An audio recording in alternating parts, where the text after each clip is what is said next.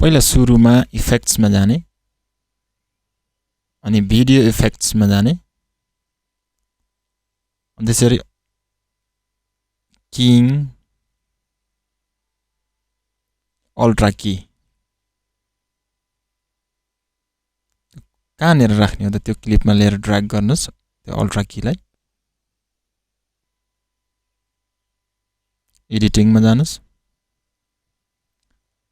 र यहाँ effect control मा जानुस् र यहाँनेर अल्ट्रा की लेखेको छ यो पेन्सिललाई मा क्लिक गरेर ग्रीन स्क्रिन मा क्लिक गर्नुहोस् यति गरिसकेपछि हाम्रो ग्रीन स्क्रिन हट्ने छ त्यसपछि आफुलाई कहाँनेर राख्ने हो त त्यो अब्जेक्ट त्यहाँनेर कत्रो साइजमा राख्ने त्यहाँनेर ड्र्याग गरेर राख्न सक्नुहुन्छ